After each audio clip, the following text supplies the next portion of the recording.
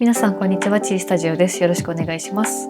今回は先日発表されたばかりのインスタ360ルナウルトラについて考えたことをお話ししようかなと思います。他のメーカーで言うと DJI からも新しいジンバルカメラが出ると発表されていますが、その2つを比較しながら自分なりに考えたことをお話ししようかなと思います。ぜひ最後までご覧ください。このチャンネルではカメラのある暮らしをちょっと素敵にをコンセプトに機材レビューや作例紹介、あとは 3D プリンターで作ったカメラアイテムをお届けしています。現在 YouTube のチャンネル登録者1万人を目指して頑張っておりますので、ぜひ登録いただけると励みになります。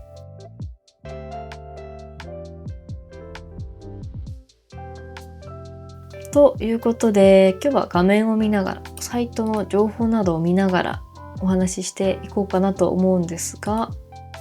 先日6月10日にインスタ360がルナウルトラというカメラを発表して、なんか海外ではもう発売されているみたいですね。インスタ360にとって初めてのポケットジンバルカメラで、特徴をざっくりお話しすると、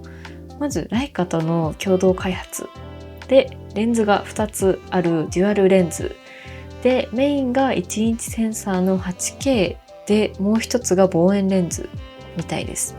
そして一番の目玉が、本体の画面がマグネットでパカッと外れてリモコンになるっていう仕様になってるみたいです。日本では6月の15日の夜に正式発表の予定で、お値段は標準版でだいたい12万円くらいからみたいです。私が面白いなと思ってるのが、なんでこのタイミングでインスタ360と DJI がこんなにもカメラを出してきたのかっていうのが気になってるところで、インスタ360ってもともと360度カメラとかアクションカメラの会社で、実は私昔インスタ360の 1RS っていうアクションカメラを持ってて、それを YouTube の撮影の時とかに結構使っていたんですよね。レンズも確かそれも付け替えられるタイプで、普通に撮影もできますけど、360度カメラとしても使えるようになるっていう面白いカメラだったんですよね。なのでこういうポケットサイズの動画のカメラ、ジンバルカメラっていうのはやっぱりずっと DJI が独占してたっていうような印象で、なのにそこにインスタ360が初めて今回ジンバル搭載のカメラを出してきたっていうのは、なんかこれは一体どうなるんだろうっていうのがちょっと気になってるところなんですよね。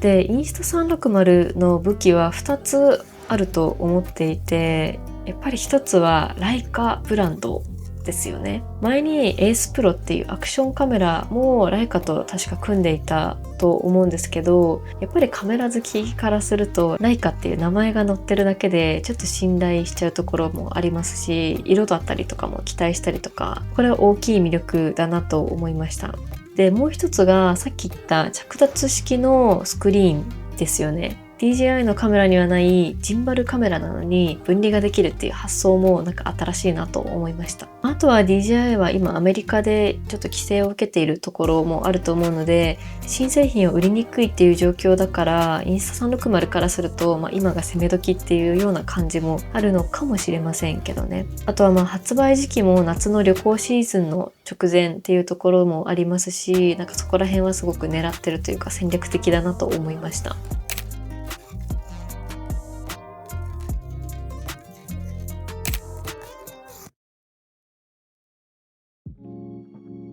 一方で DJI は私も今持ってますけど、大人気の Osmo Pocket 3とか、最近 Osmo Pocket 4も出ましたよね。DJI のすごいところは、その専用のマイクとか周辺機器がめちゃくちゃ揃ってるっていうところだと思うんですけど、今回 Osmo Pocket 4P っていう上位モデルを出しますっていうのを発表したんですよね。一応公式に出ているのはレンズが2つあるっていうのと、動画撮影は D-Log2 に対応しているっていうところ、あとはダイナミックレンジが17ストップっていう、ここまでは公式で発表にはなってるみたいですね。ただ価格とか発売日はまだ未発表で、その先のスペックとかいろいろ噂が出ているとは思いますけど、この辺はどうなるのかすごく楽しみなところですね。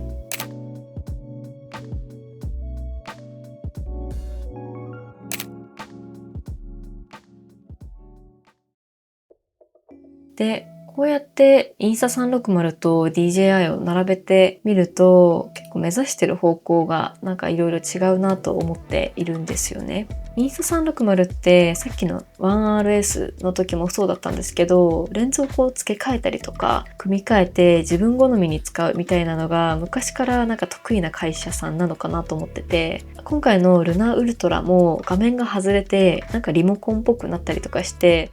やっぱりバラせるとか組み替えられるっていう方向なんだなって思うんですよね。逆に DJI は本体も周辺機器、マイクとかも全部きっちり自社で揃えていて、全部込みで完成させてくれるみたいな安心感があって、マイクとかアクセサリーまで揃ってるので迷わず買えるっていうところが魅力だなと思いました。あと完全にこれは私の趣味の話なんですけど、なんかブランドの組み合わせもちょっとニヤッとしちゃうところがあって、インスタ360はライカと組んでいて、で DJI って実はハッセルブラッドとすごい近いですよね。なんかライカ対ハッセルブラッドってなると、なんかカメラ好きとしてはちょっとワクワクしちゃうところもあります。と一つちょっと思うところはあって、8K とか17ストップとかってスペックの数字はこうどんどん大きくなるんですけど、なんか私みたいな感じで撮ってると、なんかそこまで必要なのかなって思っちゃう瞬間もちょっとあったりはして、なんか 8K の編集ってなんかそれなりに結構なスペックがないと重くなると思いますし、なので、数字がこう上がるのは嬉しいんですけど、撮った後のことも考える必要もあるよなと最近はちょっと思ったりもしますね。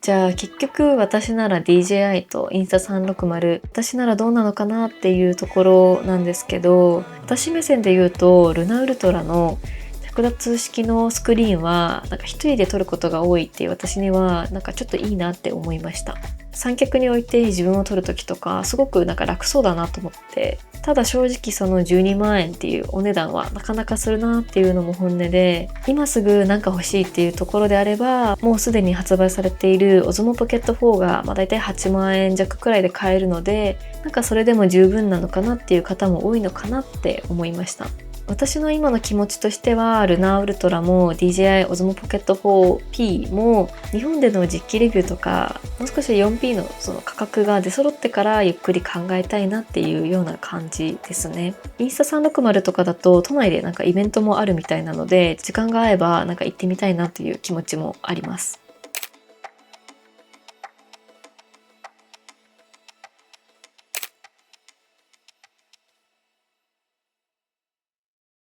ということで今回はインスタ360ルナウルトラについてと DJI の Osmo Pocket 4P について思うことをお話ししてみましたが、いかがでしたでしょうか。皆さんはインスタ360か DJI かどちらが好みでしょうか。あとは最近のこういう 8K とか高スペック競争、そんなに機能いらないよとか、いやあった方がいいでしょっていう方もなんかぜひコメント何かあれば教えていただけたら嬉しいです。それでは今回の動画はここまでです。最後までご視聴いただきありがとうございました。この動画が参考になりましたら、ぜひ高評価とチャンネル登録いただけると嬉しいです。現在 YouTube のチャンネル登録者1万人を目指して頑張っておりますので、ぜひ登録いただけると励みになります。それから写真やものづくりに関する情報は SNS でも随時発信していますので、よければそちらもフォローしていただけると嬉しいです。今後も写真や制作の裏側などをシェアしていきますので、ぜひチェックしてみてください。ではまた次回の動画でお会いしましょう。ありがとうございました。